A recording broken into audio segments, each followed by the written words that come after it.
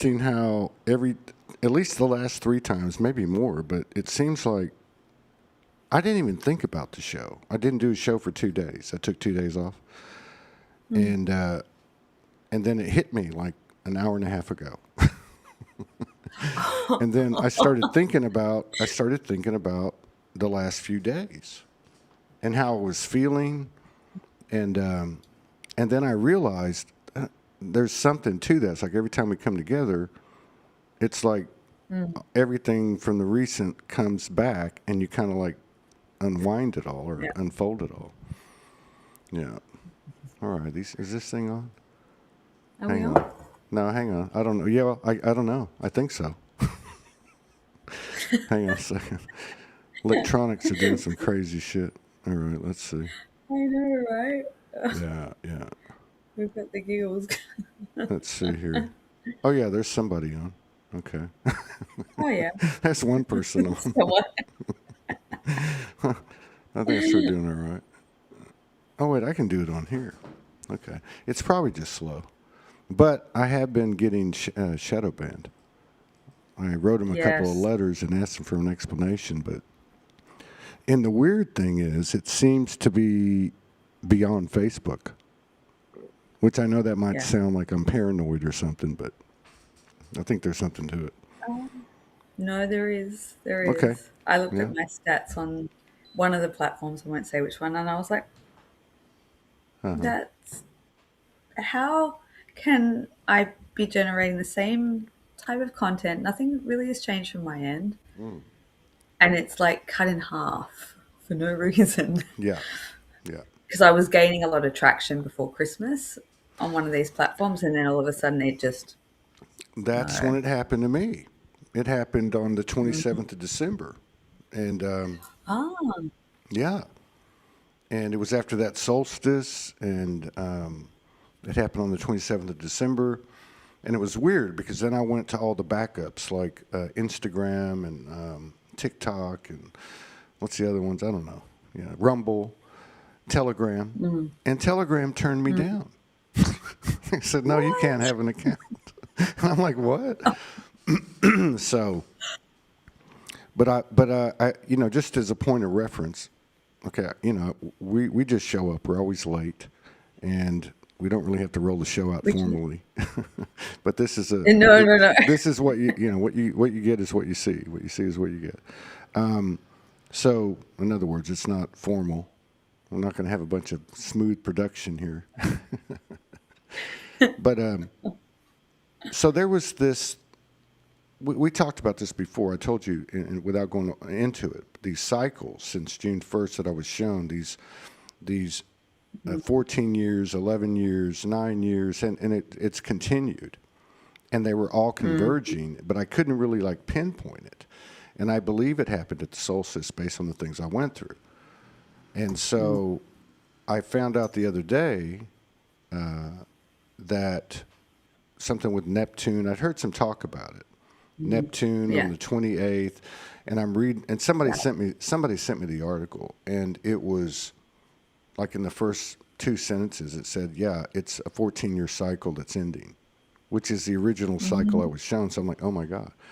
And then I've seen some Mhm. posts on even on X and on Facebook doing my work that people were talking about. It was the 29th, 28th, 29th.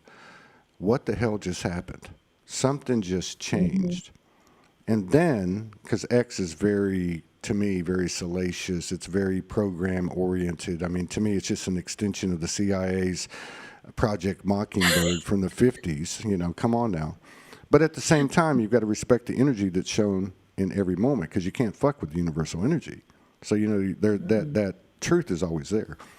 But anyway, so I saw from that all this stuff with 3 million files of Epstein and all these other breakout things and all these salacious, you know, disclosure oriented, programming oriented. If you want to get right down to it, MK fucking ultra oriented. You know, expanding as well. So I think there's Mm. something to it.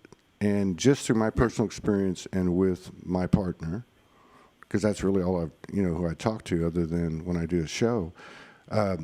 something, yeah, over this 2-3 day period. We both had instances where we felt like we were drugged, like this was separate. Mm-hmm.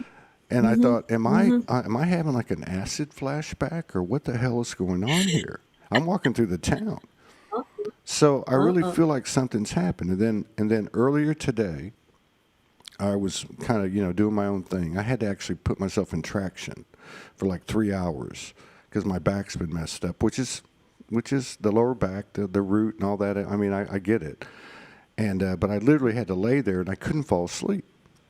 So I'm doing all this communing, and at the very end of it, it came in and said, "It's ending now."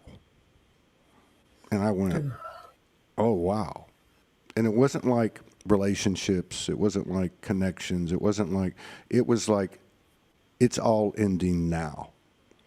You know Yeah. what I mean? Like that, it was Yeah. so emphatic. And I was like, okay. Then I forgot about it. And then, like an hour and a half before the show, I was like, oh shit. Okay, yeah. So, anyway, does that relate? Can you relate to that at all? I can relate to a lot of it. And I also wanted to open up my opening statement by saying, your homeboy visited me yesterday.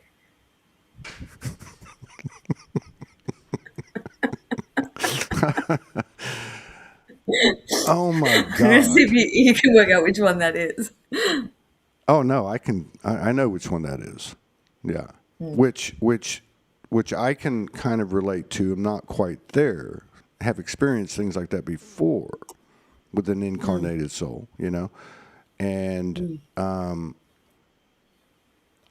I'm like like if I'm a dog chasing something with my scent, I can smell it. Like, that Mm. type of Mm. breakthrough, that type of, occurrence Mm. is maybe, heading on a trajectory where it's a norm. Wiping out space as well as time or something. I don't know.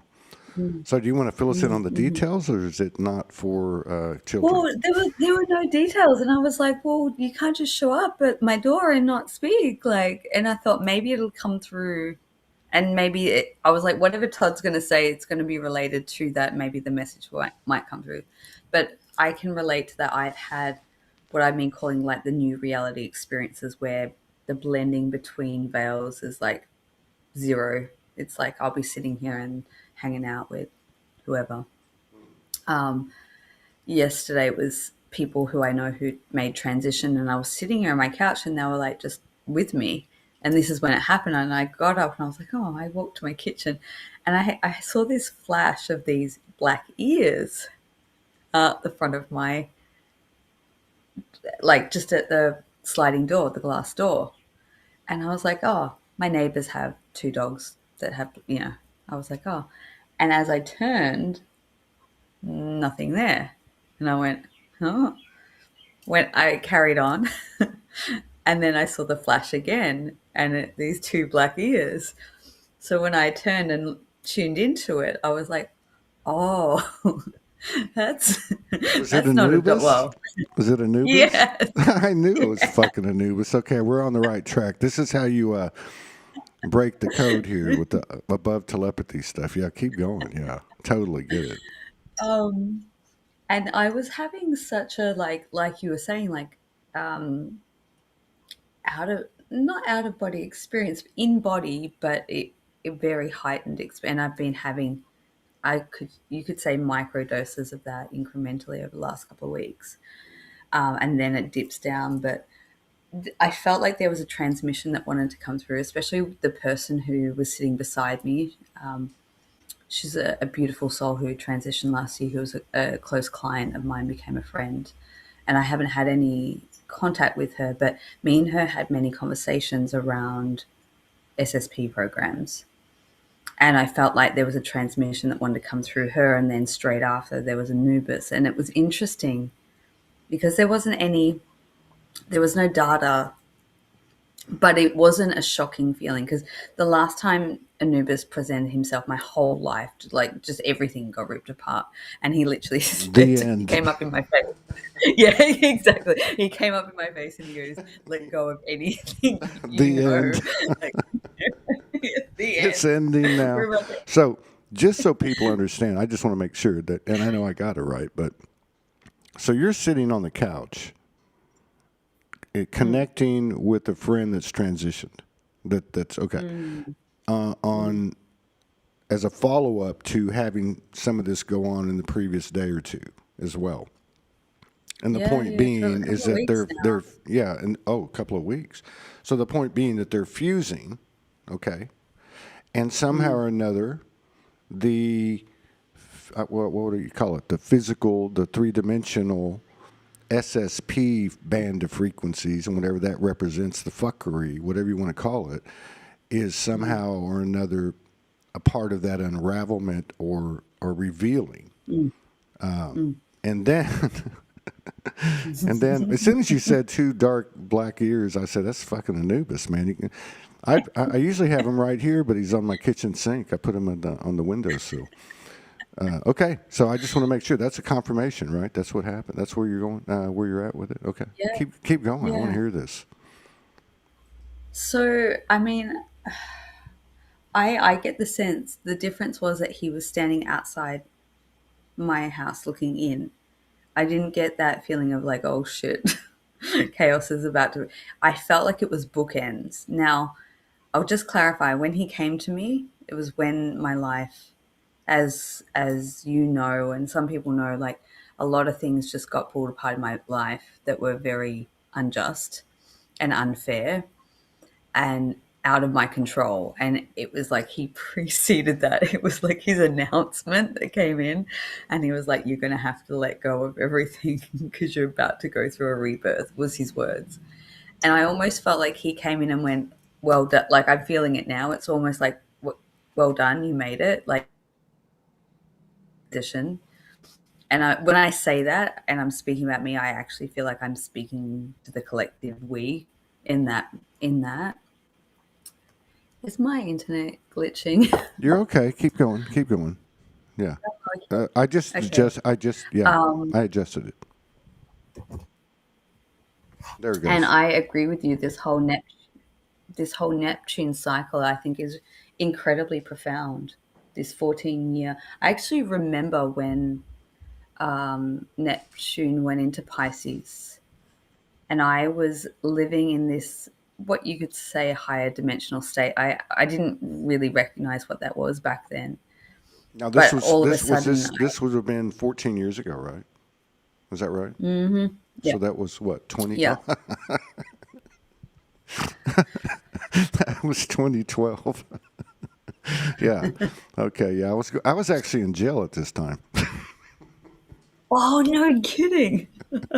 I was thinking about that today. No, it's actually a little bit further. And no, that's right. I just gotten thrown in, and I would get out on March 3rd, and somehow or another that came into my mind today, and just just the reflection of the frequencies Mm, then and now, and seeing the same ones, and not really mhm, being able to make any sense of it, but kind of have a bead on it.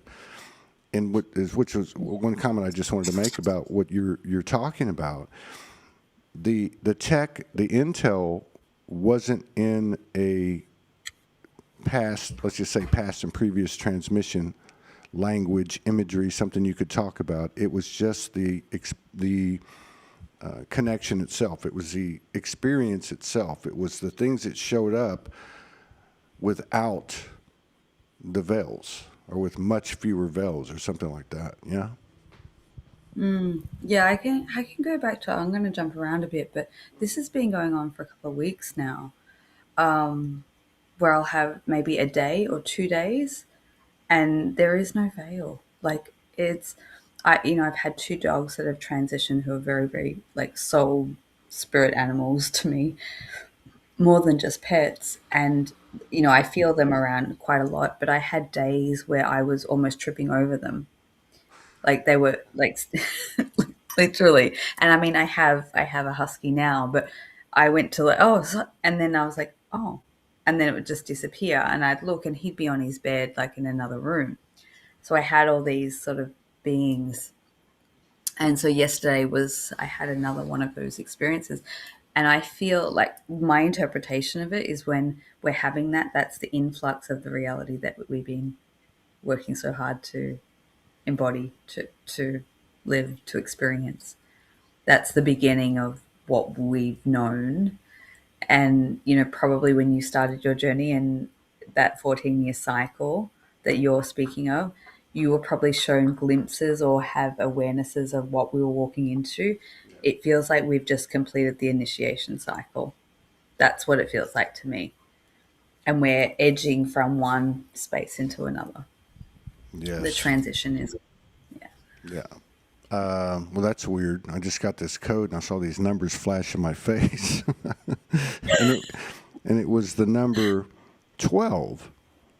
And I thought about it, like 12, and because I knew it was, chronologically relevant, right? Through the linear timeline calendar, and then something, whatever, you, me, we, and it, right?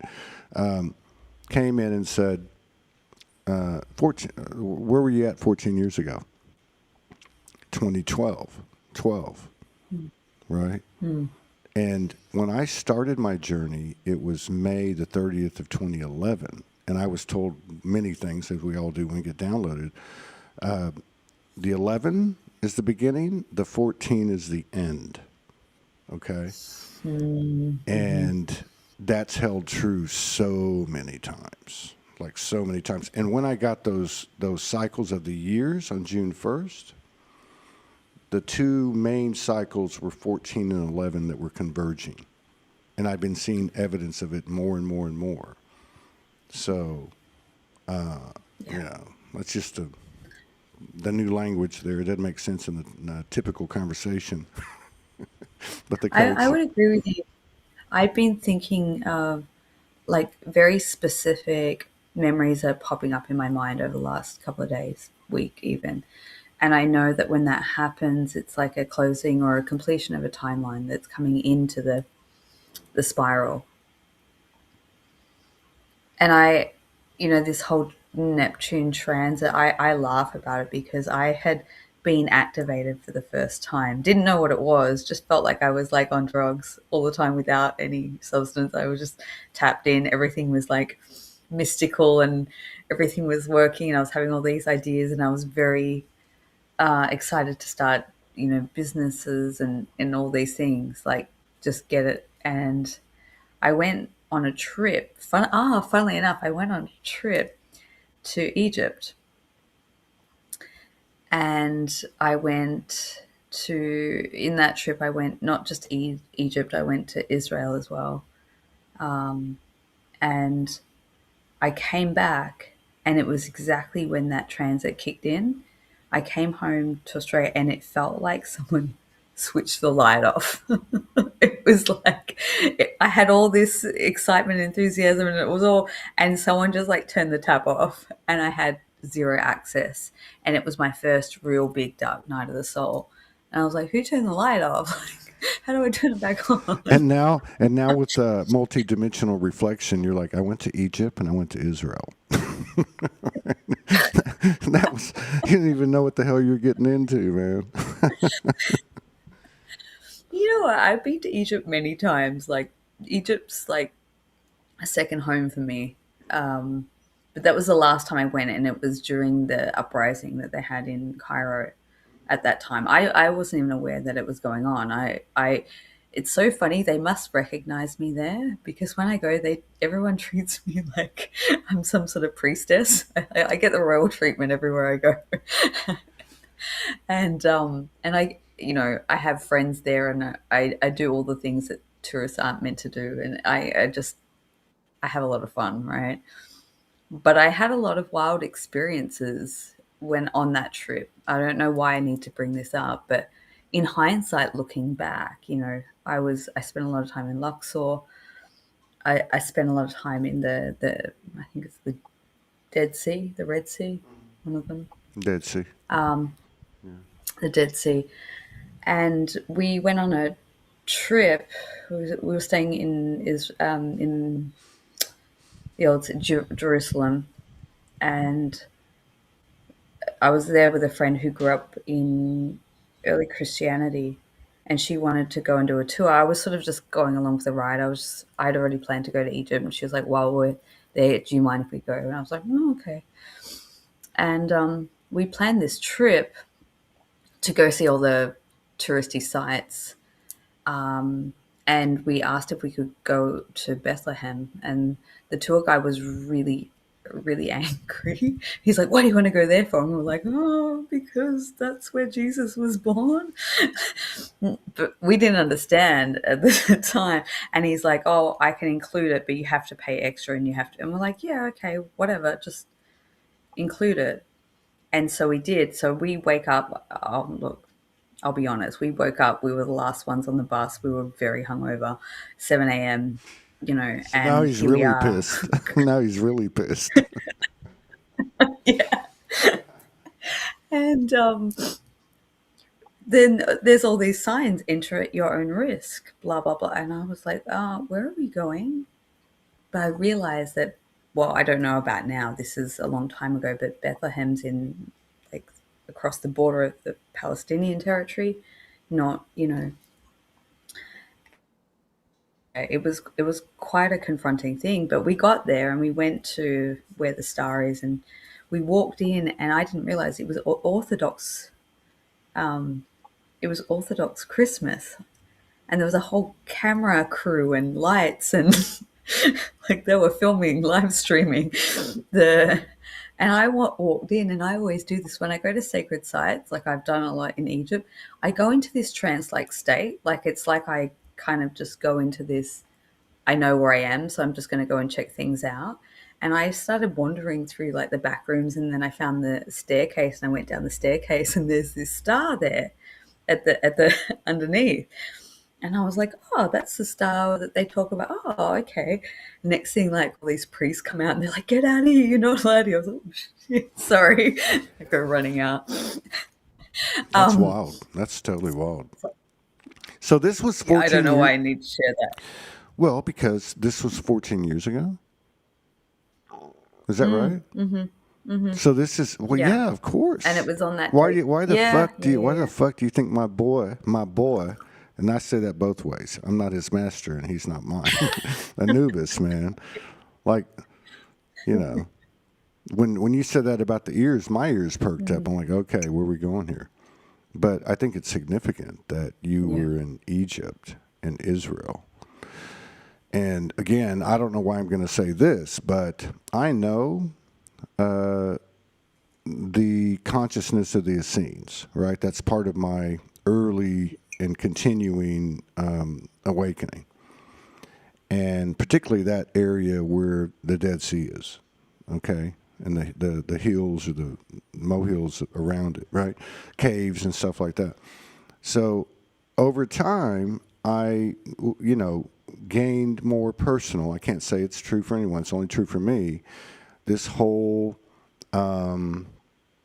evolution or story that as you go backwards, so to speak, from the Essenes is Pleiadian, right?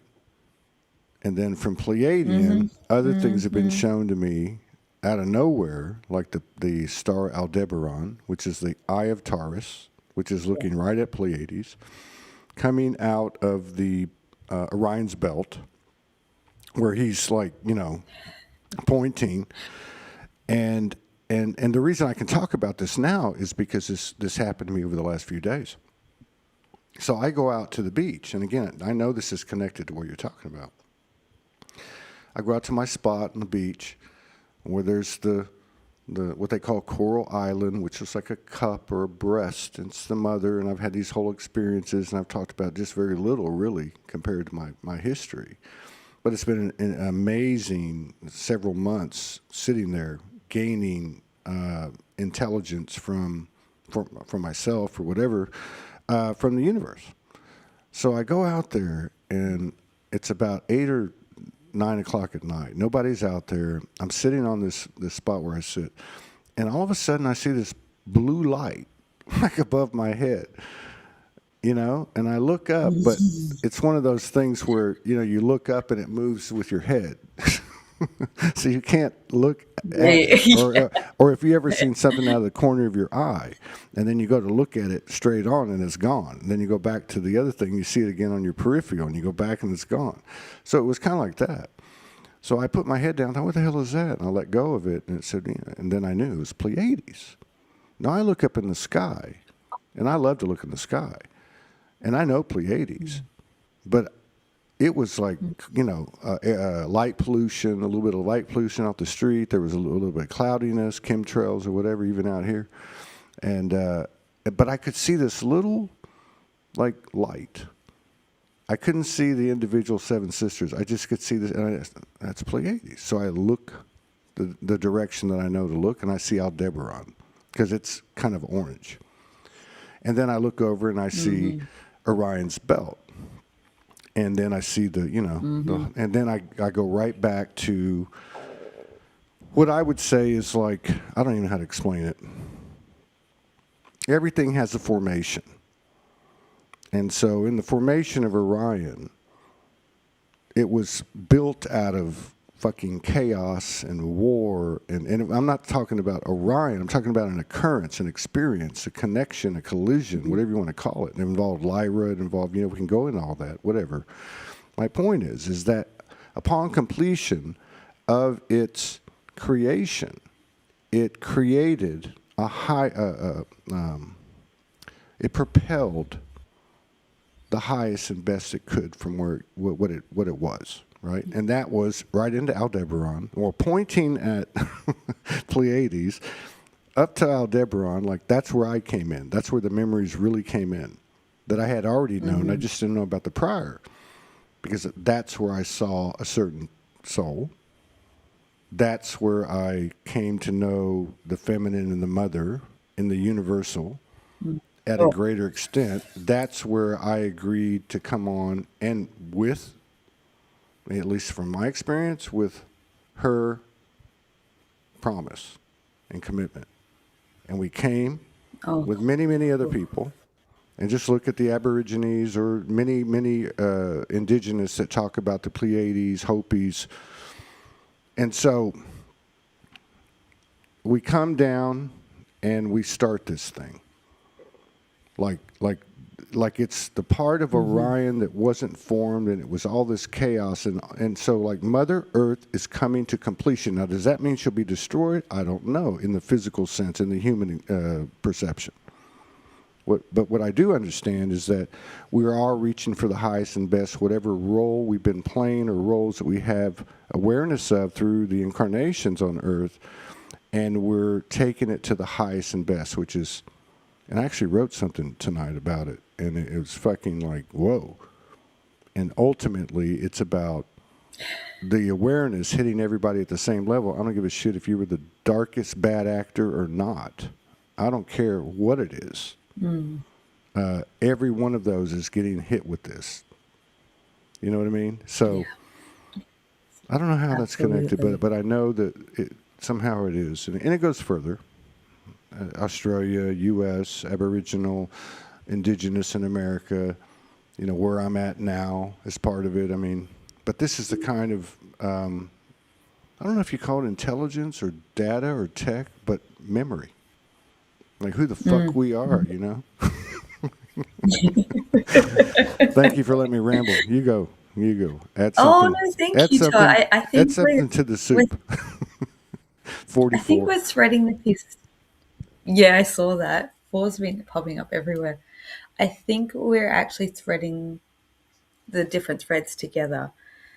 So what you just said, I 100% agree with. I think that we're birthing, and what the words that have been coming to me for a while now is we're birthing a whole new harmonic version of reality. Like we're moving up an octave in reality. This is what, whether we call it the new earth or whatever, but it's the illuminescent version, and we're evolving into that as a part of that. Now, I had two dreams just over this weekend, unlike any others I've ever witnessed. Like, I've had a lot of solar flash dreams, I've had a lot of event dreams, I've had a lot of different intel over the years that have come through via dream space, but this was like so real and so specific, and it was a literal re-terraform of the earth, and it was,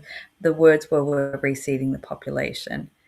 And I don't feel like it was a past memory. It felt like a future memory. And then I didn't say, I said in one of my videos, but I didn't say the area, but it felt like a worn, torn area. And I think that story that I shared about being in Israel and Palestine, it kind of felt like that region. And it wasn't like everything got wiped out, everything got reset in a benevolent way. Like there were, what had been sort of annihilated previously because of war and destruction, there was new infrastructure being put into place, and everyone was being given, there was like a redistribution of resources. People were being given homes and transportation and food and necessities. And I was sent in as boots on the ground to make sure that the fairness and equality was being distributed amongst the people. Now, I looked at all the people. I was telling my dad this story yesterday. I love it when he's like in sync with me. And I was looking at all the people because they had darker skin. I wouldn't say they had black skin, but they had darker skin, probably similar to people from that region, like Middle Eastern, sort of Arabic type complexion. But I was looking at them, and my dad chimed in. He goes, they had a dazed look on their face, didn't they? And I went, yeah, they did. And I was like, how do you know that? And it was like he just knew.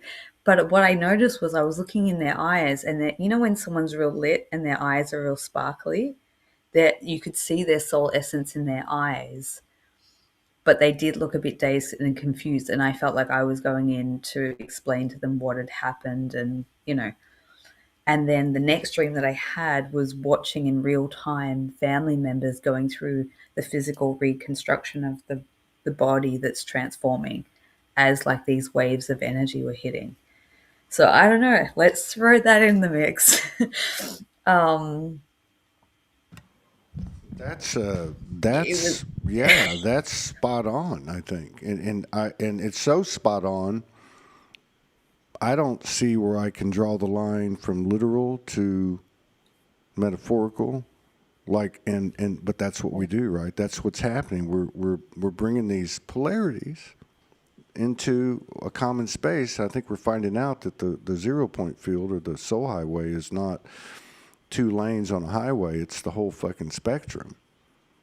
Now, the thing that you started with, the first part of that dream thing, with the reseeding, okay. Now, what if, I'm just saying, it's kind of where I'm at. That's why I'm not running to the mountains, you know. I'm just going to stay right here on the beach, because if that big tsunami comes or the earth starts shaking, I'm just going to grab whatever I can to help me enjoy myself as I die on the beach, right? But my point is, this whole there will be a total spaceship that would come and pick you up, but they're not going to let you go that way. But what I'm saying is that we know that everything, at least going back 6,000 years, and you could even say 12,000 with Atlantis and the flood. It's all a presentation. And what does it do? It creates prejudice, biases. It creates division and separation in the mind. It's the structure, the infrastructure of the game. It's not evil. It's not good. It's the fucking game, with all due respect and reverence, because it's a part of us. Any part that we reject, any part, it's becoming obvious that it creates an imbalance in us. So what if the primary presentation, which is based on fear and death, is based on a physical event that you're seeing more and more on social media? Oh, this is going to happen. They're building bunkers. Well, so the fuck what, motherfuckers? So what? Build them. I'm a soul, you know, kind of thing, right? Like that's the kind of, and I know I'm crazy, and I know I'm, you know, kind of extreme about it, but it's that or nothing. So what if the physical, the purported physical holographic experience of a comets or earthquakes or whatever, bombs, or the whole world gets flooded or whatever the case is. What if that's nothing but a fucking smoke screen all the way to the end? Like, I remember when I was a kid, and I was, you have these memories of when you were young and you were tapped in, right? I do.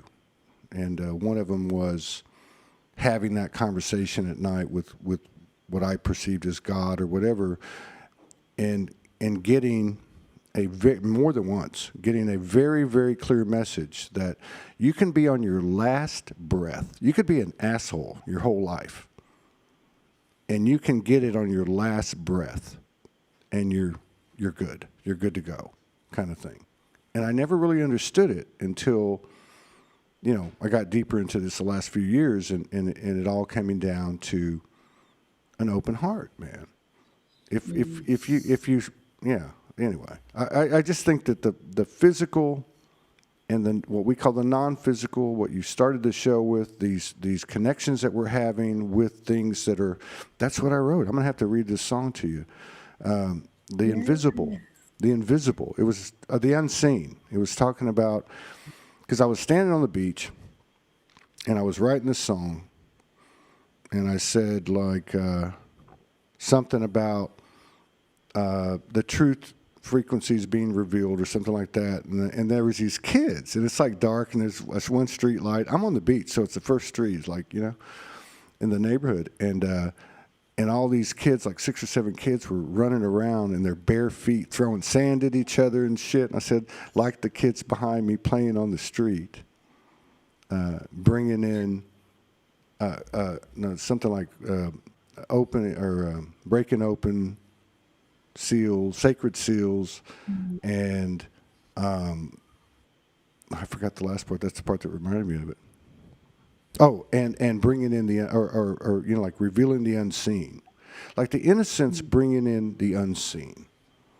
And how do you get to innocence? How can you be in innocence if you're a victim? And I'm going to say it over and over. If you're a victims make perpetrators. Energetically speaking, it's an accurate statement. This is the kind of breakthrough that we're having. So imagine everybody walking around, with no dust, with no dirt on their shoulder. Just like, this is a weird thing. And then the whole thing with the SSP, which could be, which is, probably the best way to describe it. Maybe a lot of people can't relate to it, but think of AI, think of the internet. Okay, it was the internet 20 years ago, right?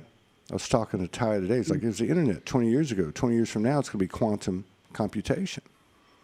Like, this is a reflection of us. The technology is not our Lord, our overlord. It's a reflection of us. So just imagine that's the level of connectivity that we're having and awareness that we're having.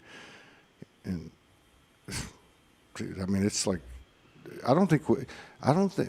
let me ask you this. I'm sorry I'm talking so long. I'll shut up for a while. No. Let me just ask you this. I'm having this thought today. I've seen a lot of posts that say, this is a time for what you want. And I don't take anything away from them. I was actually reviewing clips and putting them out on social media. So I was listening to them. And several of the people came through and like, this is happening on the 28th, and this is happening on the 17th of February, and this is happening here, and this is happening there. And it was kind of revolving around, figure out what you want. Okay? And I was like, walking around going, what the fuck you mean figure out what I want? Like that this intelligence that's coming in, or awareness that's coming in, doesn't try to figure out what it wants. It just kind of gravitates to the energy that is real for it. That's kind of how I felt. Like I can't make a list. I can't. So my question is, do we need to make a list? Thank you for being patient and holding space for me. No, I love it. I love it. I'm not a list type of person. I know some people are.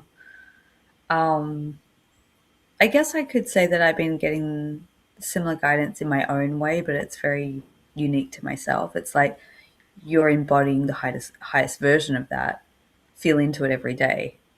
But it's not so much an aesthetic like, oh, I want a car and this and that and da da da. It's more about the transformation of me morphing into my ascended version of self. Like, it's when I feel into that frequency and vibration, I look a little different. I might be a little taller, or, my body functions a little bit better. Like, that's sort of my focus and aim.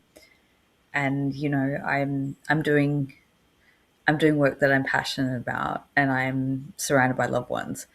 I think that's the focus. That's what's been guided to me, is like, that's your focus. And don't shy away from that, because there's going to be a lot of fuckery and distraction and craziness out there, and interference energy. Like, everything's losing its grip and crumbling. So while the crumble happens, make sure you I keep getting this phrase, keep your eye on the prize, which for me is like just walking into the best version of myself without very specific details around that. It's just more a sense, a vision. I see myself in that version. So does that answer your question? I'm not writing lists about it. No, no. It actually feels more like what I've felt. That's why the making list thing. Okay, so to me, and not just in regard to this, but other things that we come into awareness of in our fractal, basically unique to us, unique and equal to all others, but unique to us. It's not like we're told to drive the fucking car. I'm realizing you don't drive the fucking car. You know, you don't. You don't, but you do. We can't believe anything NASA. We can't believe anything out there. We can get more from talking personally to people than we can from getting out there. There's just too much bullshit.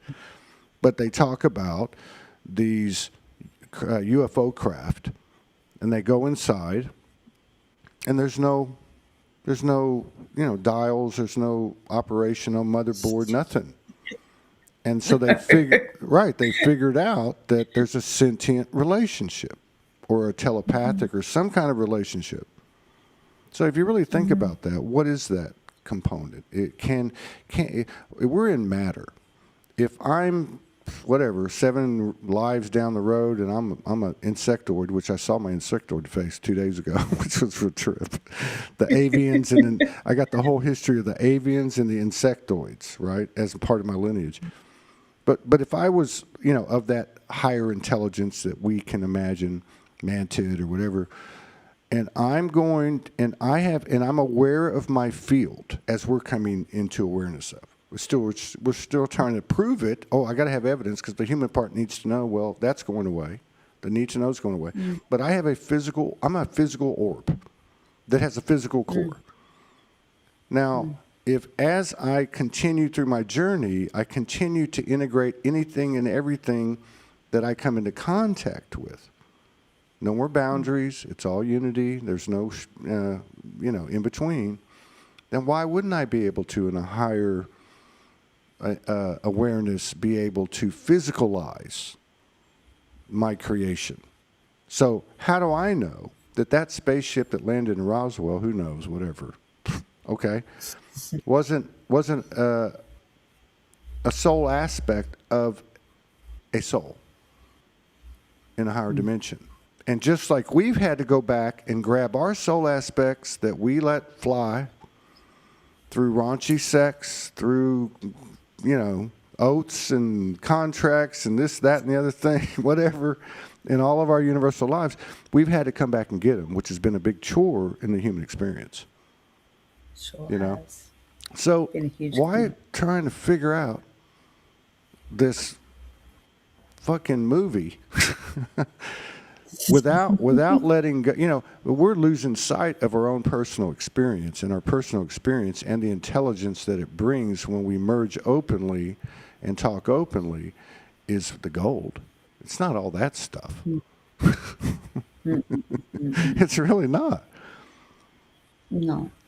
It's really I think the goal truly is reclaiming all our consciousness, because from that, exactly what you're saying, from that vantage point, if we've reincorporated our soul frequency in this physical body, we can achieve or do whatever we want to do. We don't need to have anything. We can teleport, we can bilocate, we can manifest instantaneously, we can create sound and music, you know, we can do all those things. We don't have to generate a manifestational list, so to speak. So I think the goal and the goal is when we've reclaimed as much as we can of our own essence, to me, that's the goal.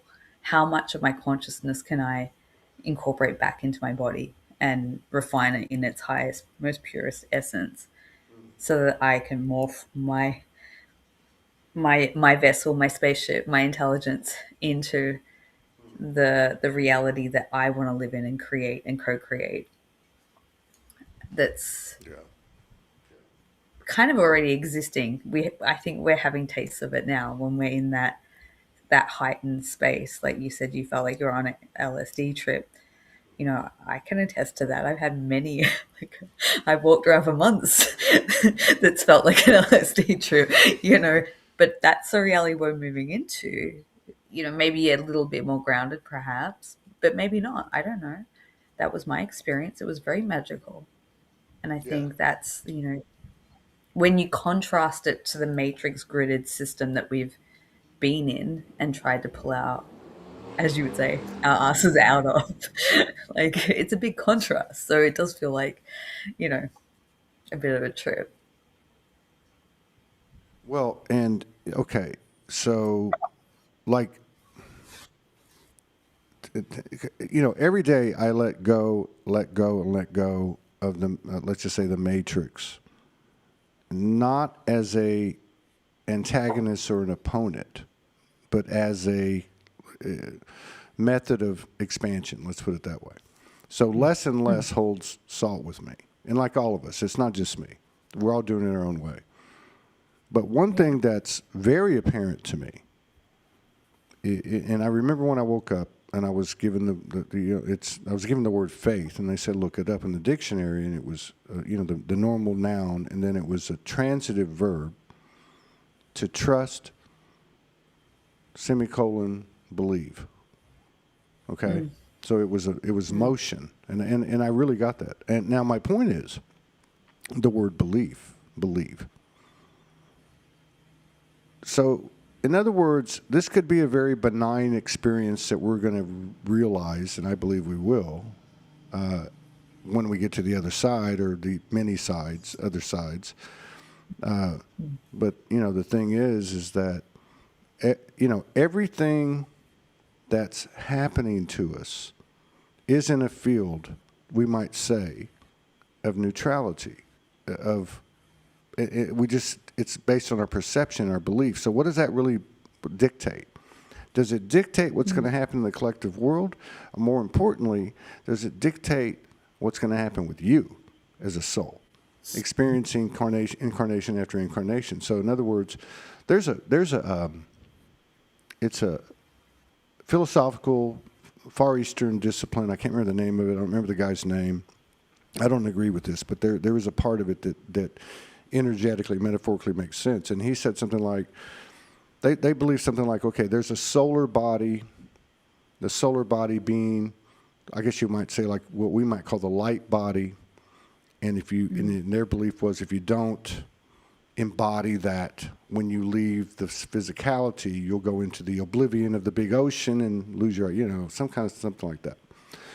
But what I do like about it is, on an individual level, and I think a lot of us are going through this now, especially if you're 64.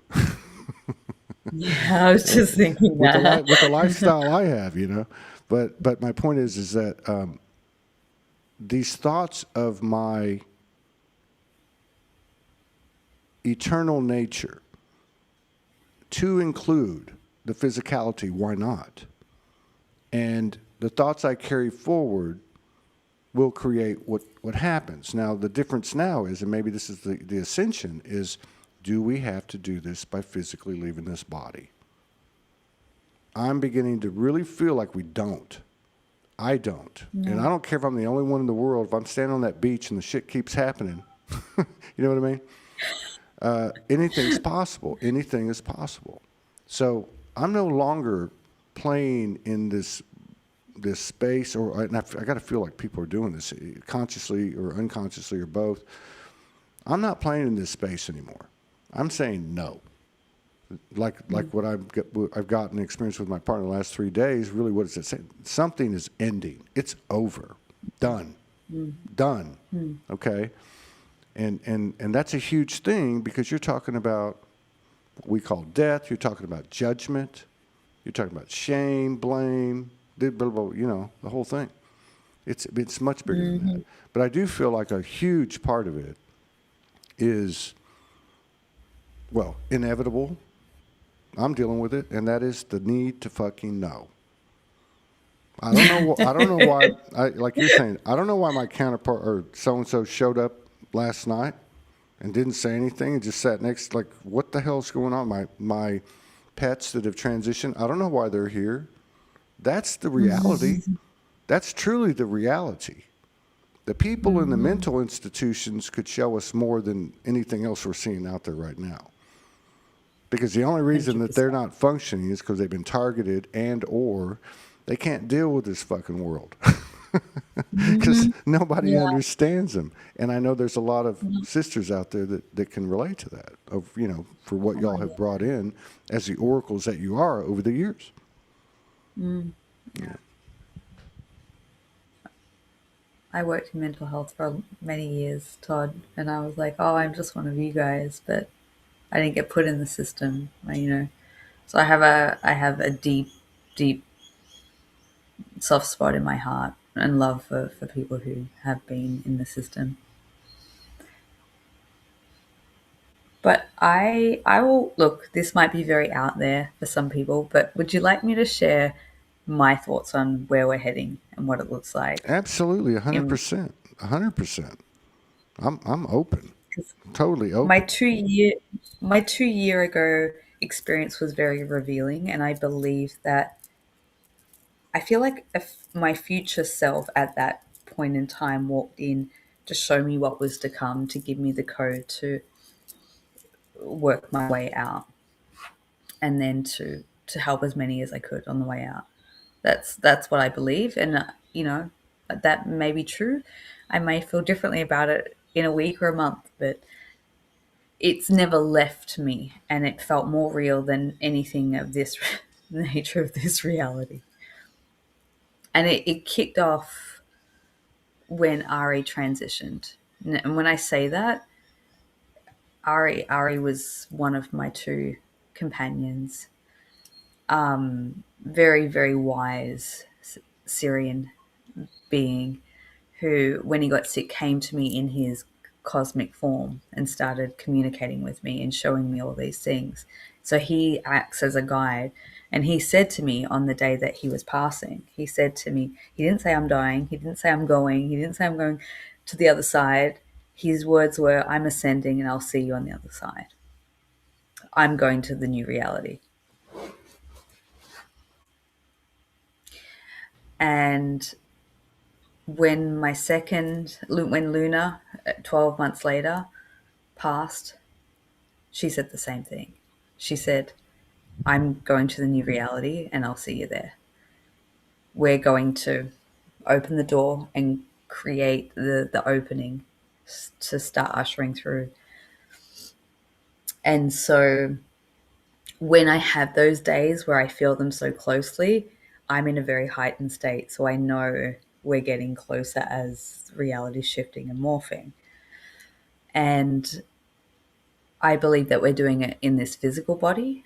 I don't believe that they both said to me, our bodies aren't strong enough to make the transition in the way that you will. So we're going this way. There's different ways. There's different ways to the reality.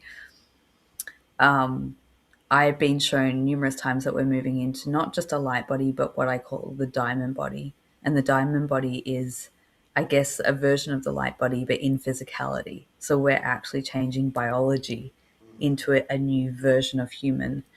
Many people talk about it, but this has been shown to me that we're literally shifting molecules. So we're going into a space where we can inhabit a different frequency of reality in physicality, where we drop all illness, disease, ailments. Our bodies go through a metamorphosis of age regression to some degree.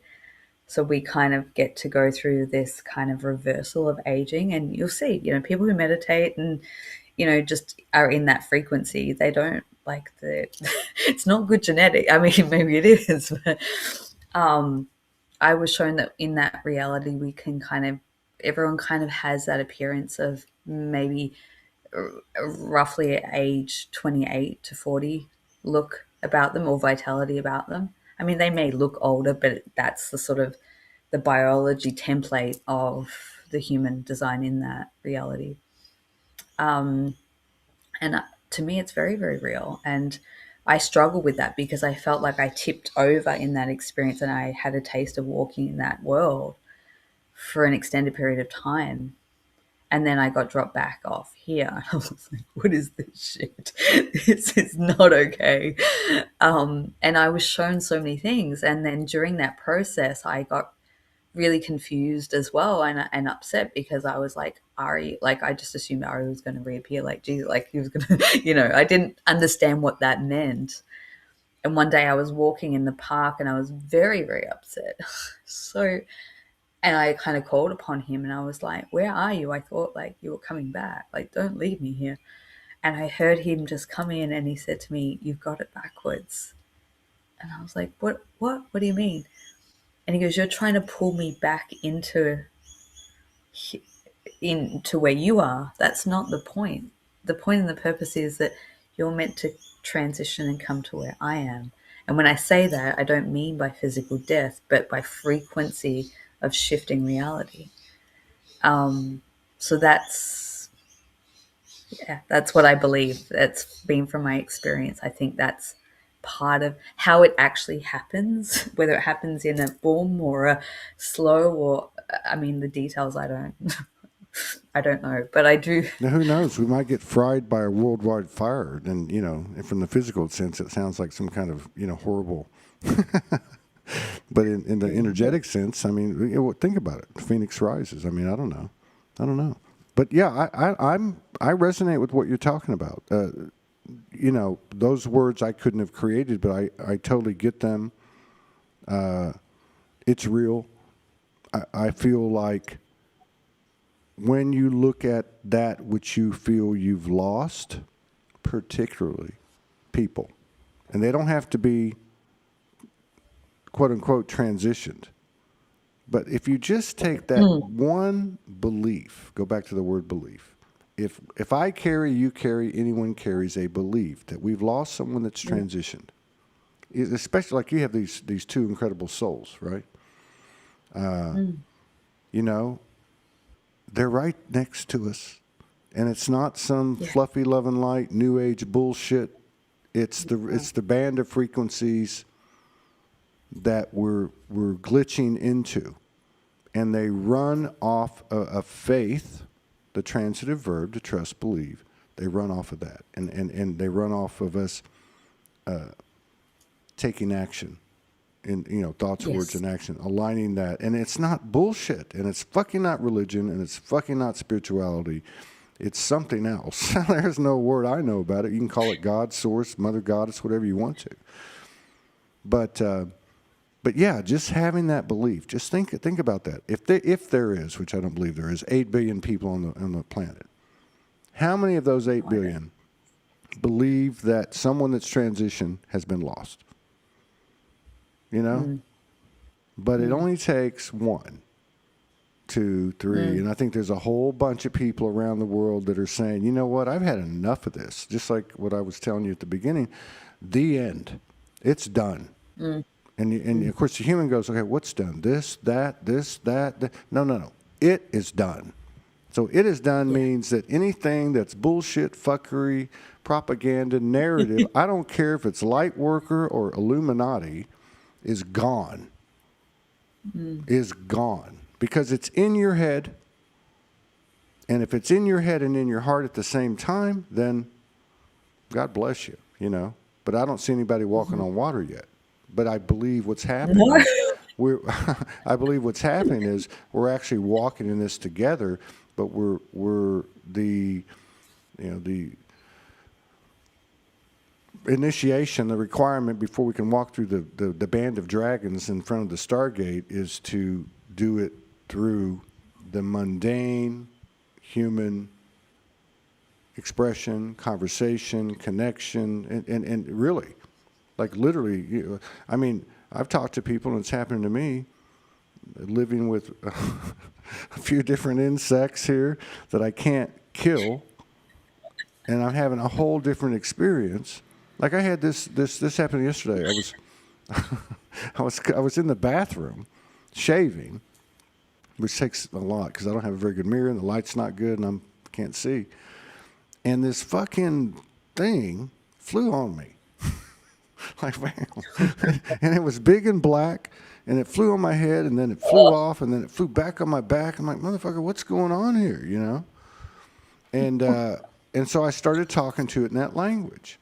And then I went in the kitchen. He messed with me a little bit there, and then I saw him in a few other, like Bigfoot, you know, he was there, and then he wasn't there.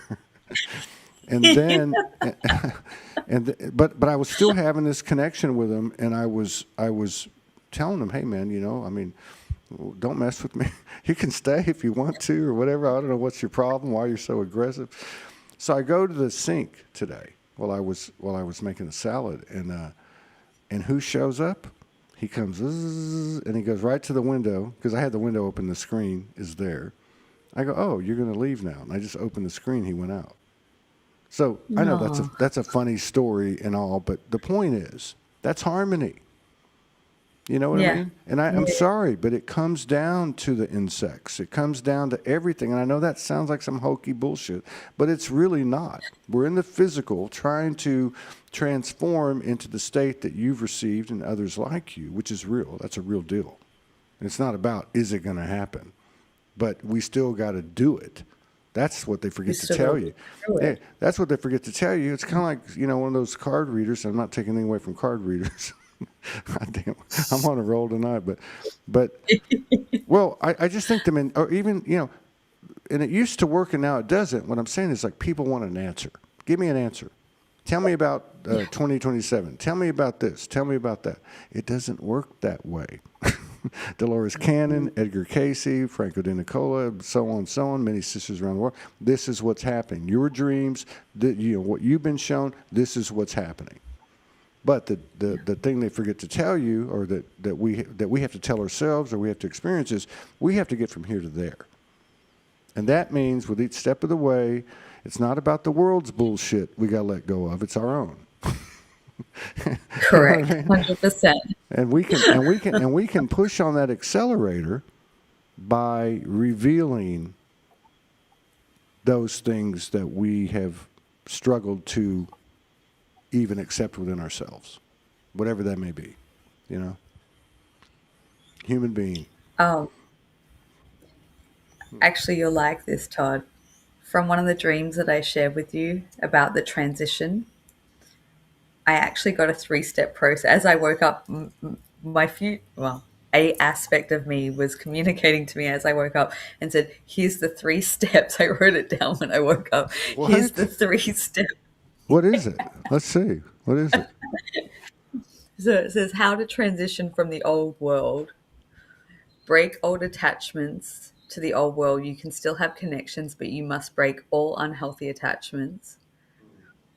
Clear out all the old energy cords, etc. So clearing out the energy from the old world, and then embrace your soul authenticity. Follow your purpose and passion.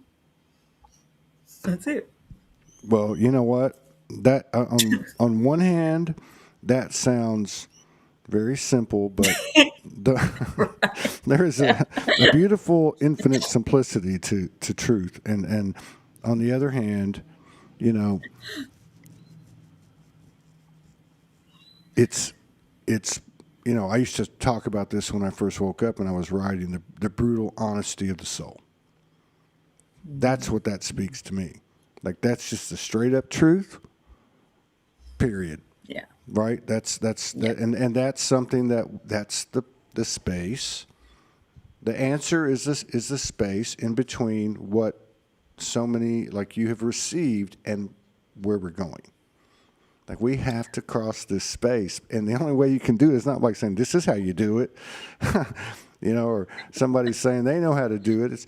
It's you just do it. It's like a steep, deep humility and honor and reverence, because each step you take, you do become more and more death defying, more system defying, but you also become more congruent with the experience and realize that the experience is just a big reflection of the ego, basically. And what has our ego done on a personal level as time's gone on? We haven't thrown it out the window. We've just put it where it fits the best in our composition, Yeah. and we respect it for the intelligence it has. But it's not driving the car anymore, and that's okay. It's another part of our multidimensionality now, and certainly a big part. Well, the universal equalizer as far as the human experience is, because without it, there would be no control mechanism. You know. And I'm sure the Yeah. SSPs might even be tied to that. That's a whole other that's a whole other conversation to realize that with this type of heart opening intelligence, you also have to come to terms with and get beyond cognitive dissonance, which includes those things that you don't feel you need to look at because you're above them. No, the intelligence is at a mind level, a frequency level, a vibration and resonance level. Nature on the earth has a 432 hertz frequency. So the birds, the crickets, they're not the same octaves, but they're the same frequency. So why was music changed? And these are the peripheral things. What do you think's happening in 2 or 3 or 4 levels of intelligence higher that's pulling the strings? But still, we are soul. Still, we are soul. Still, we have that command. And that's a personal decision that each and every one of us makes in the moment, more and more, each moment that we go down the road. And that's the truth. Yeah. It's so true. Did you want to go into some SSP stuff, or I do you think want? so, yeah. I think we should go into whatever you want to. I really do. I don't know. You just said something that triggered then, and I pulled up because I'm writing this manuscript thing that feels like it's happening in real time. So I get called into these remote viewing sessions, and just something that you said about how you know I think it's about releasing from the matrix pods. Something I've discovered, and we've talked about my. Actually, I want to backtrack 1 second and tell a funny story. So, what you were talking about your friend in the bathroom that was in your apartment flying around and like crash landing into your head. Well, everyone knows the back story about my feelings and my sentiments around spiders, spider beings, and actual spiders. So one thing I love about Melbourne or Australia summer is beautiful weather. The one thing I hate about Australian summer is we get these spiders. I don't know if you've ever heard of a huntsman, but they're about this big, and they're dark brown, and I guess they kind of similar to a triantula. Maybe not quite as big, but they're creepy looking. So I go to the beach a couple of days ago, and every time I have that walking in the new reality experience, it really was. It was like this magical concoction of like, oh, every time I hit that, there's a dip, and I come home and I'm like, I walk in, I was like, I can sense the spiders. I can feel them. And I know that like one of the thing about the spiders is that they sit on the periphery of this reality. So it's like as you're transitioning threshold, they're kind of the keepers to keep things locked into a matrix system is one of their functionality. And so I literally walk in my house and I was like, I can feel the spiders. I just feel them. And I have had them sort of come in and out every time I reach this. It's like you trigger an alarm frequency wise, and then I have one in the etheric come and visit me. And the last one that came to me was like, I was like, you know what? I'm going to do this differently. I'm not going to do my usual reaction because I have to. It's part of, walking through. So it comes at me, and I won't give description because it's quite terrifying, especially for someone who's a bit jumpy and doesn't have a regulated nervous system around them. Comes at me, and I was like, normally I would do the clearing and the more of a defense mechanism, but this time I was like, no, I'm going to hold my ground, and I just look at it now. Just to clarify, this is an etheric, but when there's an etheric, there's always one physical. They go hand in hand. So it comes at me, and I just go, what do you want? And it just stopped in its like scary momentum. And we start having this telepathic exchange. And I'm like, what do you want? And it said, I want to be a part of your book. Can you write about me and my species? And I went, oh. I'm like, I guess so. Yeah. I said, but this ain't business hours right now. So you got to go along and come back when I'm like, when I'm working on it. Right now it's not the time. And it did. So anyway, fast forward a couple of days, I walk in, I was like, oh, I can feel it coming back in. I was like, I just sort of said in my mind, like, go away, come back. I don't have time for this. And sure enough, I'm in the bathroom, like literally 24 hours ago, getting ready. And I look in the mirror. I see this. I literally run out. I do my usual reaction. I've run out of the bathroom and I realized I'm not wearing all my clothes. I was like, oh shit, quick. And I'm on the phone to my dad. I'm like, Dad, are you busy? I have an issue here. God knows what I'm going to do when I can't call a relative or a friend. And Dad's like, oh. So anyway, I was like, so Dad's on his way. I was like, no, Alicia, you got to do things differently. This is not okay. You got to like put your big girl pants on. So I went and I stood at the bathroom and I'm looking at him. I'm like, and the poor thing was like running laps around my bathroom. He was trying to get out because he was like, oh shit, she's clocked me. So I just talked to him and I said, look, please leave. Please leave. Like, I'm not going to hurt you. I'm not going to harm you, but please leave. So anyway, the long and the short of it was he went and hid. And I've been on guard ever since. But I'm like trying to neutralize it. I see this my opportunity to neutralize it. But I was literally out on my walk this morning and I thought, you know what?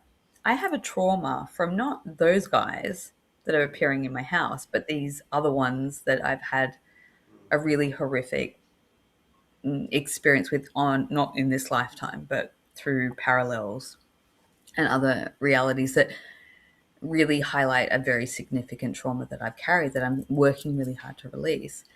And I was like, you know what? My behavior towards them has been really bad. Like if this was a race and I was feeling that way, let's say about a race of another human being, like that's like racism and prejudice and like, genocide, like, you know.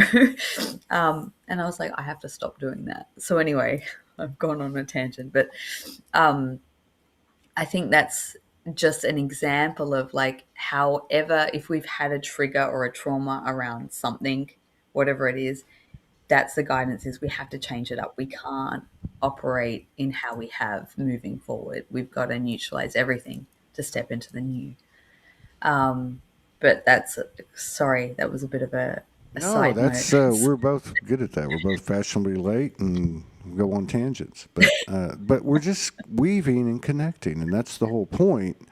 Because it's not so much what we're talking about; it's the frequency that we're all coming into being seen. I think we're doing this with more and more people, and more people. Yeah. But I mean, you said a whole lot there, and the I think that's part of it too, is to let it sit there, let it marinate. You know what I mean?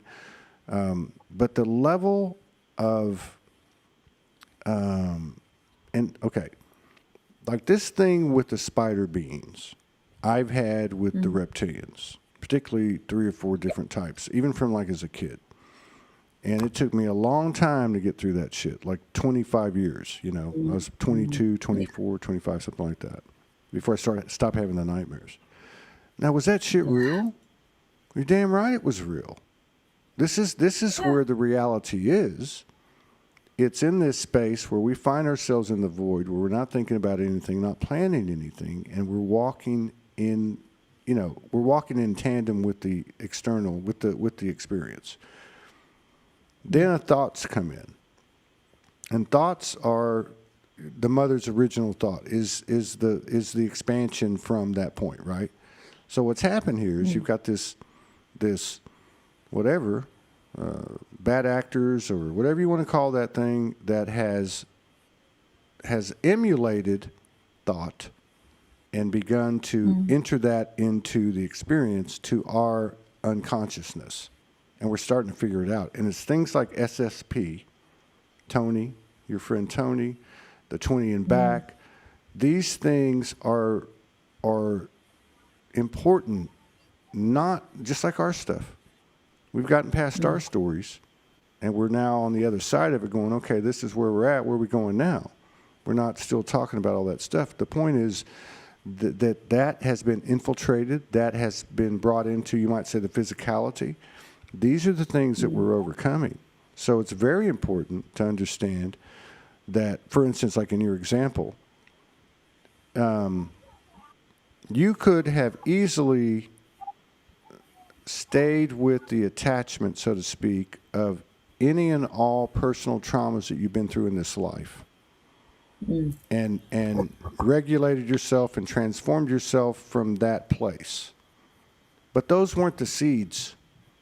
See, those weren't the fucking seeds. The seeds are what they showed me on the beach with Orion's belt and how that was all chaos and all the wars, which I'd seen before, and then so it's important to talk about these things. These things are a part of us, right? 2 nights ago, I see, God, this wasn't 2 nights ago. This was last night. We did a session. We did a 37-minute session.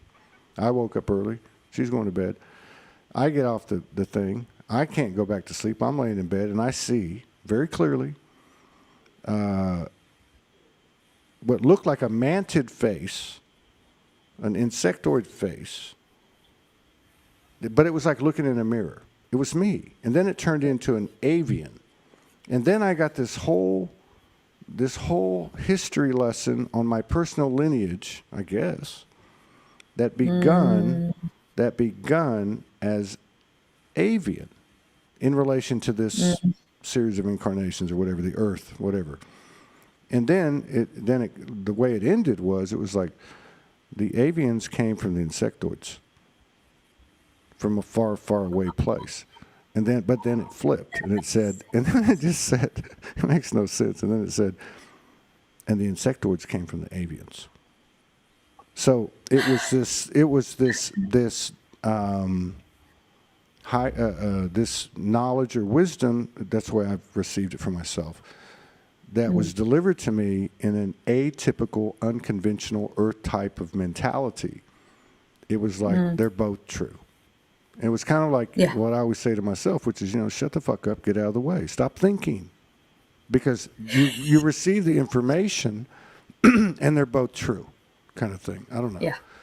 But I guess, and I did the same, we keep doing the same thing, but it's okay, and the thing is, I feel like these are the experiences that we can talk about and stop hiding and talk about it, because with it is a force that nothing in this external can hold back. It's truth in the physicality. It's what you're talking about, the diamond body and the physicality, and it operates on us taking these steps, not somebody telling us what our fucking fortune is or going out and make a vision board. That's part of the game. That's part of the fucking game. That's part of the trick. That's part of the mind fuck. The point is, something that we're never gonna get, but to keep walking into this space. And having encounters and being with those you love and doing what your passions, like your download. Mm. And and the whole thing about, okay, well, I don't have a car, or how am I going to pay my bills? No, the answers are in this present situation at Mm. all times. And it is Mm. literally the type of thing that can, like you said, you don't know how it's going to go, where Mm. the switch could be flipped like that at any time. I mean, Mm. that's the level of potential. So I believe talking Yes. about the spider beans, talking about the two sirens I met out at the bay, you know, which I didn't know if they were demons or angels, but then it was the same kind of information. It's like, well, they're both. Mhm. Okay. Mhm. Or you walk outside and the stars start talking to you. This is our memory coming back. Yeah, it is. That we are with nothing to fear. Nothing Yeah. to fear. Nothing. Not a fucking thing. And it's going to become more and more and more difficult to make choices in our lives that are tainted by fear. Mm. Because the other side of it is, when we find that we're not making choices out of fear, the the rainbows start rippling, and the fireworks start going off, and what is that going to be? I don't know. Nobody knows. But it's going to be good, and it's good every time we do it, and we're doing it. Yeah, we are. We totally are. Oh man,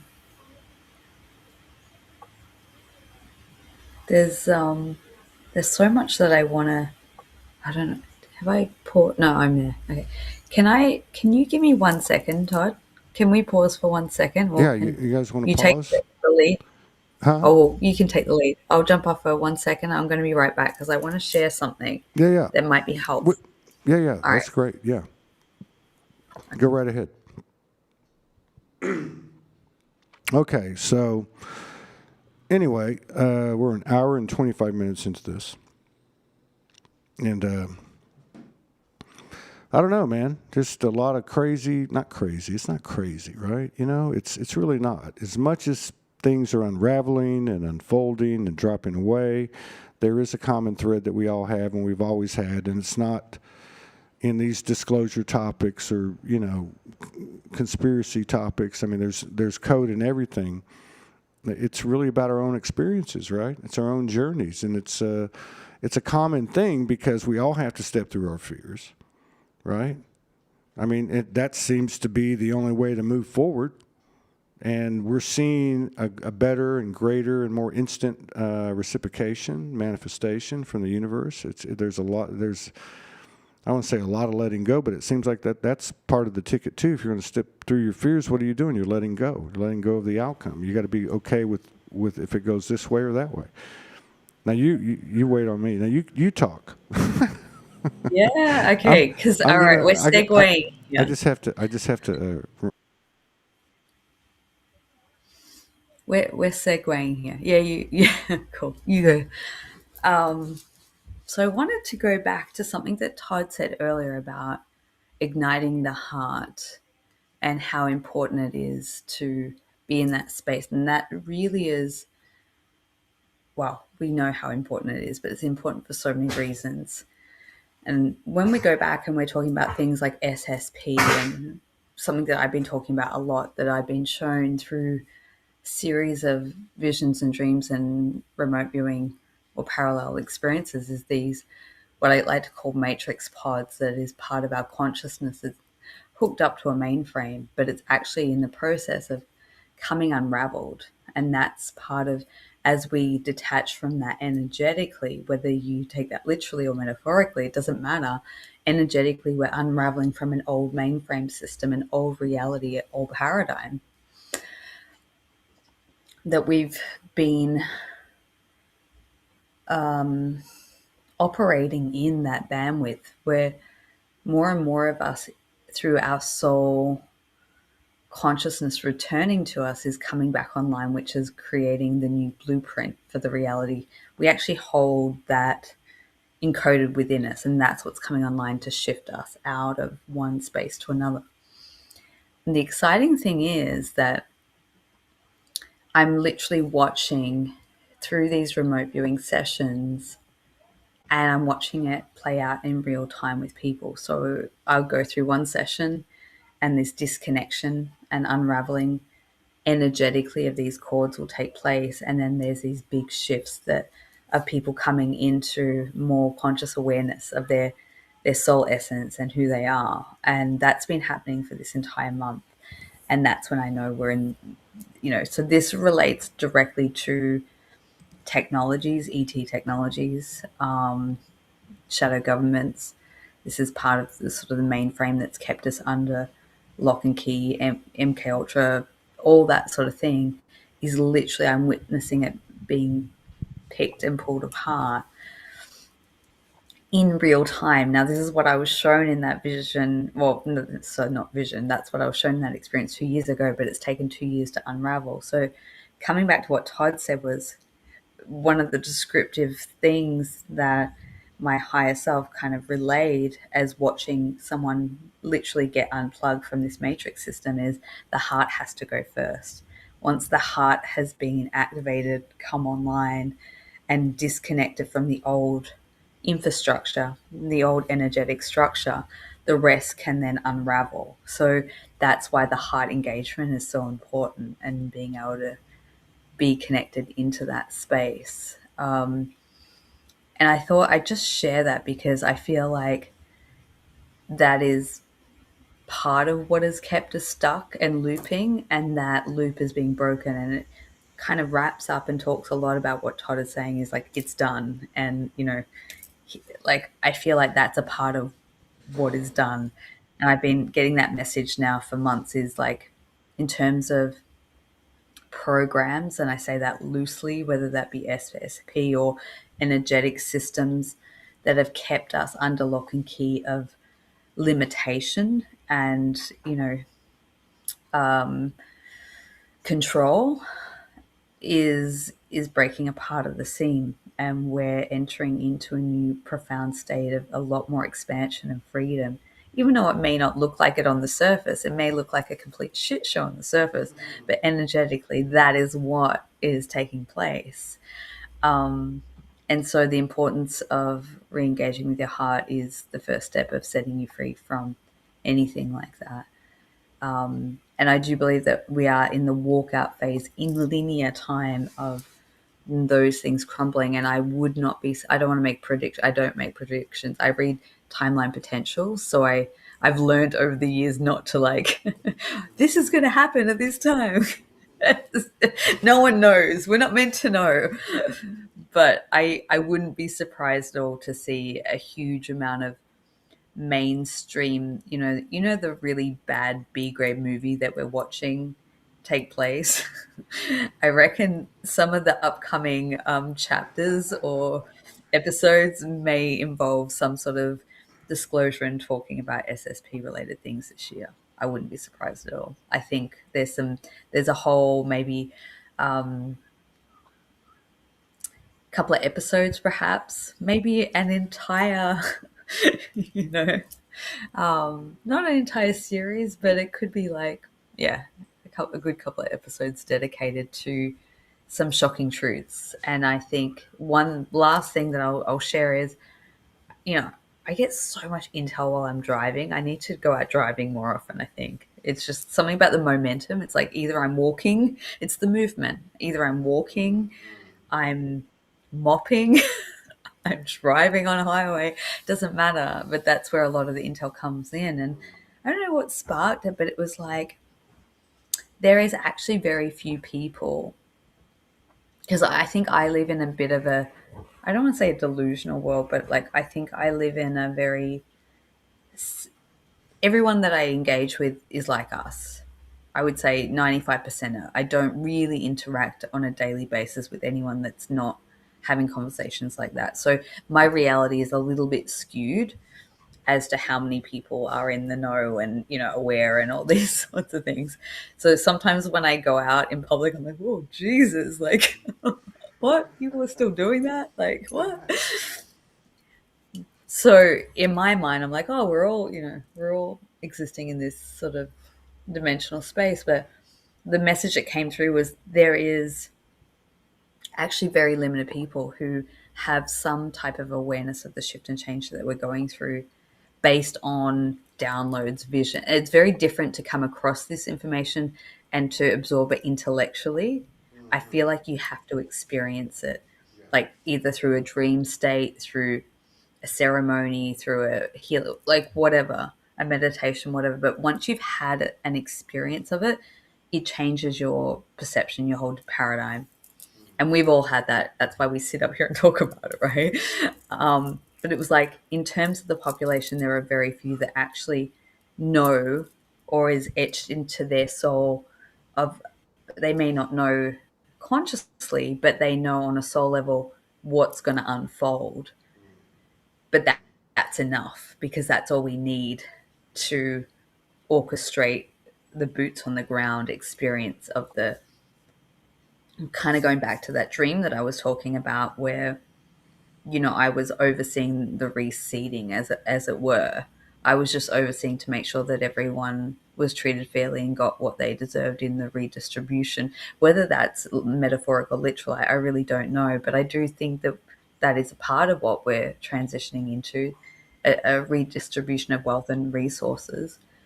And I kind of laugh because two professions that I really wanted, Todd, like pre 14 years ago.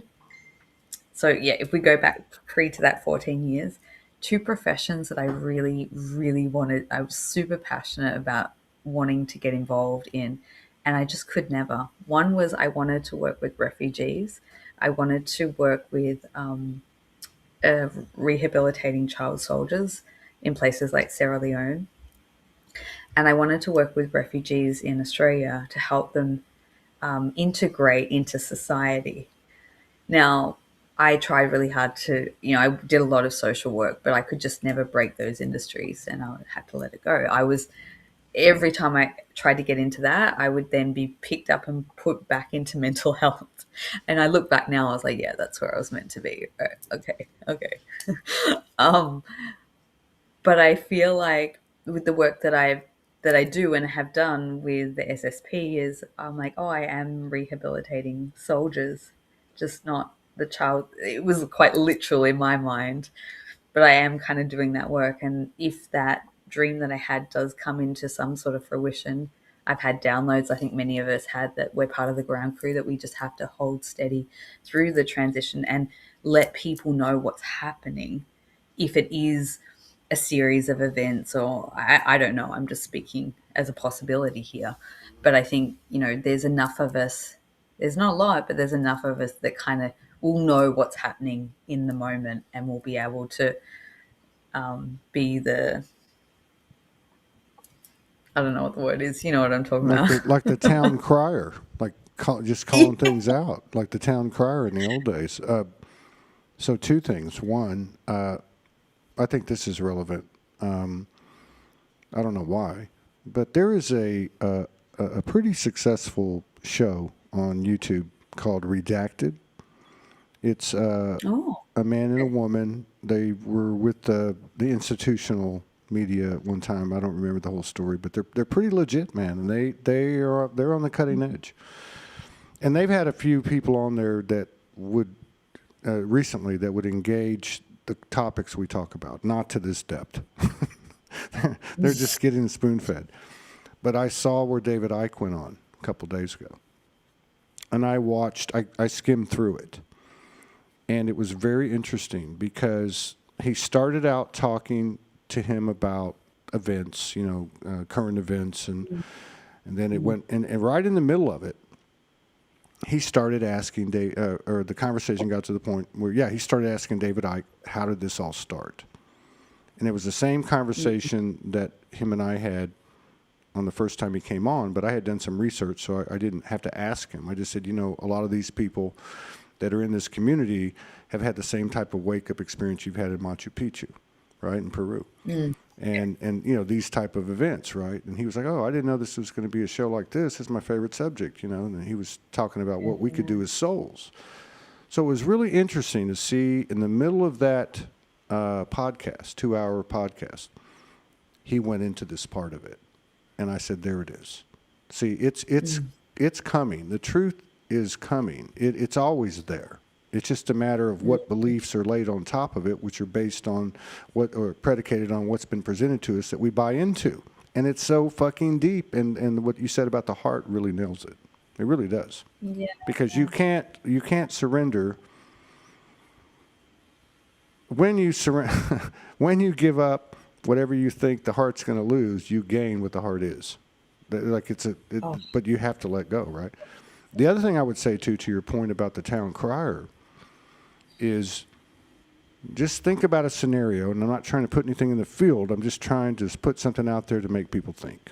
And if you think the things that are going on in the world aren't in your field, then they're not in your field. And maybe you're in a cave or whatever the case is.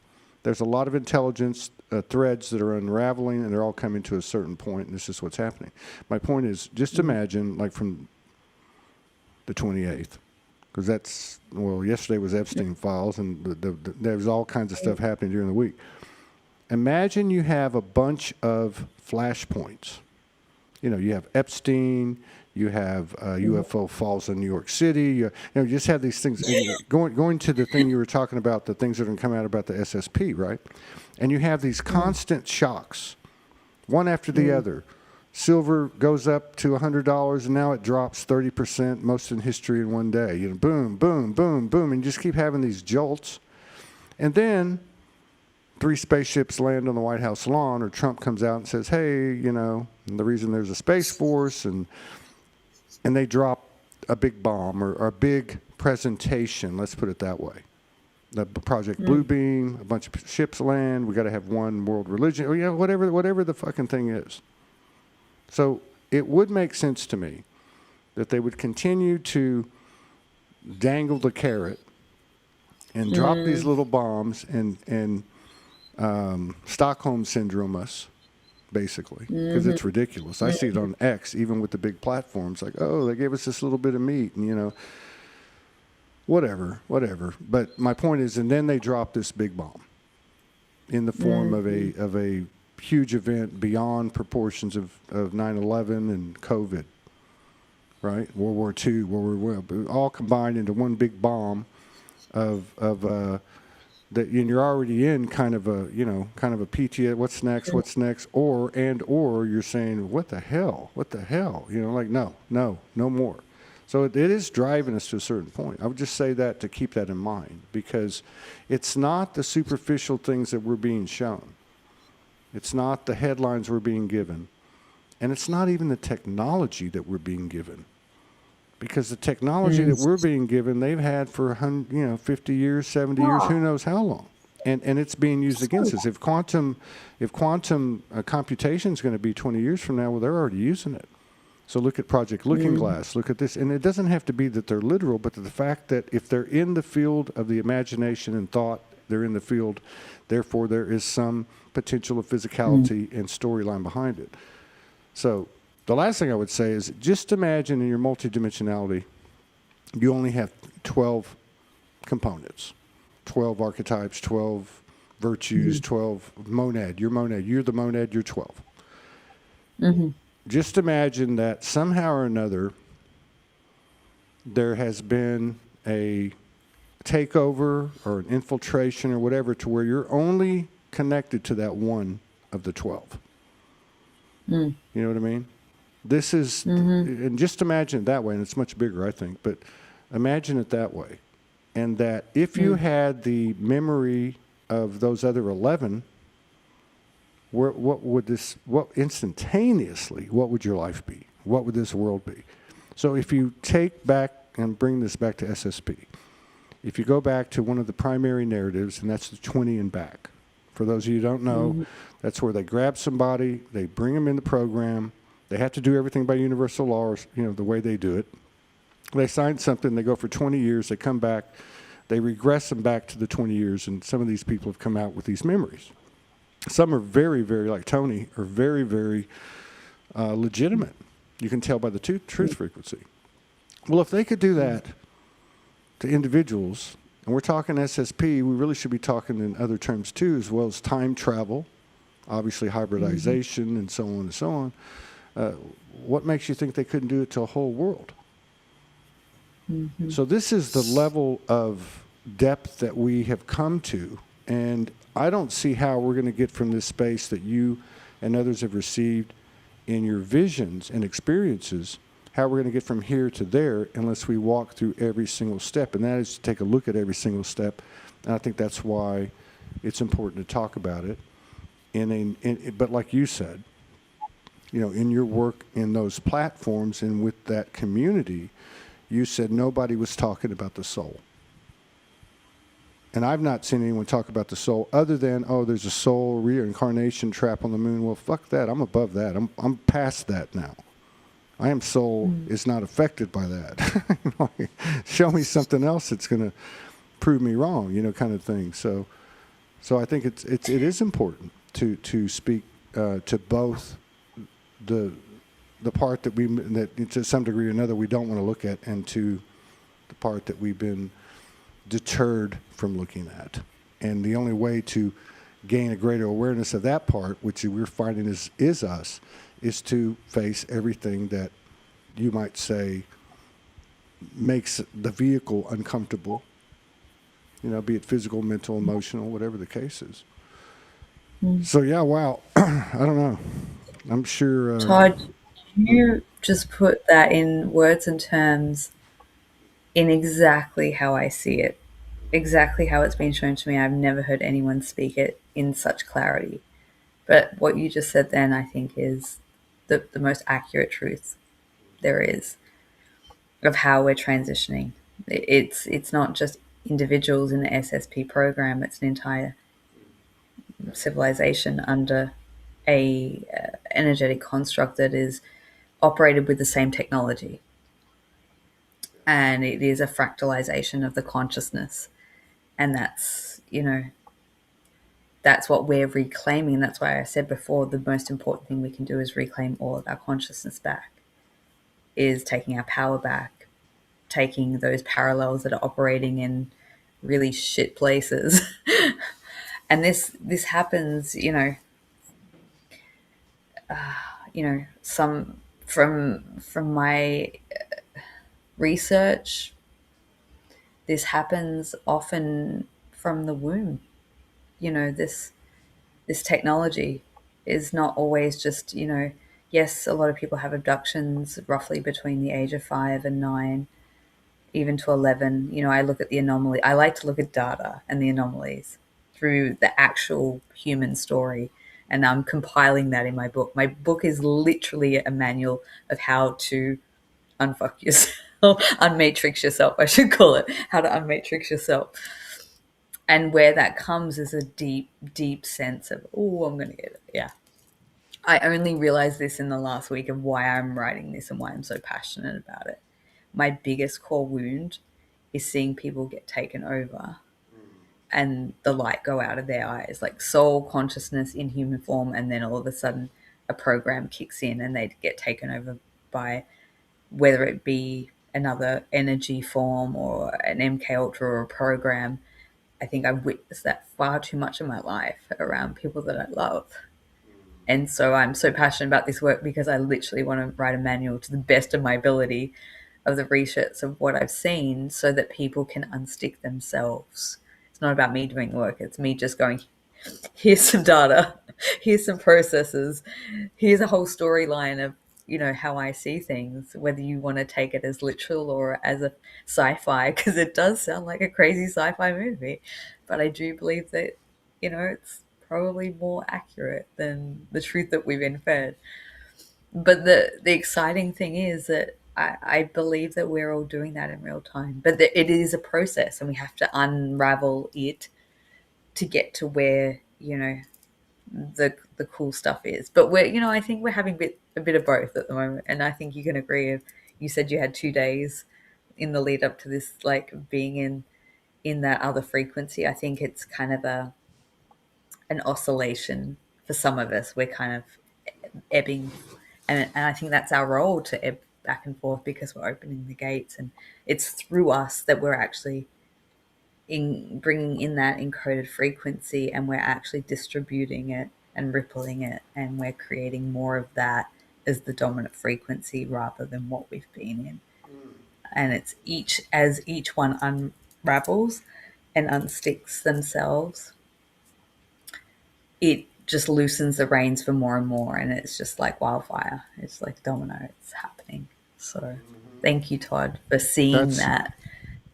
no, thank you. And right when you finished, it was 1:44:44. So I knew it was going to end on that. We did it. But I do feel like what you said at the very end there is very important. Oh, did I just do something? What did I just do? Can you see me? What in the hell did I It, just? I it just clicked. says I clicked. person three. What? I don't know what the This hell is happened. wild. What the hell is going on? Oh, wait a minute. It's got a Here, let's silhouette, see and here. it's like I we've don't know got a what the hell it is. I don't know what we've got a happened. visitor. I haven't We've got any a visitor. idea. I don't know what the hell happened here. That's crazy. What the hell did I just do? Oh, well. I don't know. I have no idea what's going on here. This is hilarious. This is so funny. Let's get you back. Oh, my God. Now you're gone. Now, what the hell? Now you're back. Okay, let's see. Show source. I don't know. Boom. I don't know what happened. I don't know. I see you, but what the hell did I hit? It's hilarious. I don't know. And But you're little. technology's been doing weird stuff Yeah, of you're late. little. I don't know why you're little. I I'm, can't. I'm gone. I see my picture over here, but and I forgot what I was going to say. I don't remember. Oh, what I was going to say is that. So just imagine. We know people that are in our neighborhood and our communities and everything, but imagine, like even here where I live, imagine a grandmother, 70 years old, living with her family for all of her life, traditional upbringing, and her having her own emancipation and liberation and sovereignty moments just through the context of what she experiences in life. It doesn't have to be on the internet, it doesn't have to be in Soulogy, it doesn't have to be in a starseed circle, you know what I mean? So yeah, I feel like there really is something to that, and also to what you said about the womb, which is we have to be careful so we don't have any of us over-identify with that, because that's another part of the trip is the victim consciousness thing. But that is and it reality. distorts reality. Huh? No, It distorts our own reality. yes. The Well, I mean, it only victim. makes sense that what the hell happened? I have no idea what happened. There it is. No, I There don't you know. are. I don't know what's going on. Now you're all little and I'm big. Oh, I don't know. Why are you smaller than me? I don't get it. Oh, there's a And third there's one. so many There's a different. We're third. gonna. There's I a want to third know who this camera. visitor is. That's what the problem is. There's a third camera. I don't know where it came from. Yeah. So I don't know how to get rid of it. But it's time to go. Here I go. I'm going to get rid of it. No, it won't let me get rid of it. How do you not get rid of something? Okay, well, whatever. Whatever. Camera B, make it that guy. Okay. Let's just get the fuck out of I here. kind of think it's poetic. I think it's Anubis, Todd. That's so weird that you started the show like that. Because as soon as you said the 2 ears, my ears went like ding, and I knew it was that energy. And also when you started the show, you were talking about 14 years ago. That was a big part of the connections, I think. And then the Egypt Israel thing, I think, is very important because that seems to be like a nexus point that occurred. And I don't mean like the humans, like it happened on a day. This was a period of time, which is really like half a day in the universal timeline. That the whole story, like even from the last 6,000 years, or at least 4,000 years from like the Sumerian period to the Holy Land episodes and all that shit, and then the Roman Empire and all the fuckery started. So you can kind of see where there was a transition. But all Right. right. So a Oh, special shout out to your two souls that have been spending time with you that were once your companions, and everyone else, those that have transitioned and those that haven't, that are not with you, they're right there with you. That's how you started the show, talking about, hey, can I tell you about what happened? Somebody came and sat on the couch with me. And And, you know, I think the days of having to clarify whether, you know, whether it was etheric or physical are ending as well. You know, I agree. yeah. I agree. I'll see you in Thank two. you I'll see you in guys. 2 weeks. Yeah. Thank you, everyone. I don't know what happened to the Much camera. love. All right, take care. I'll see you later. Thank you, everybody, for joining us. Thank you. Bye bye.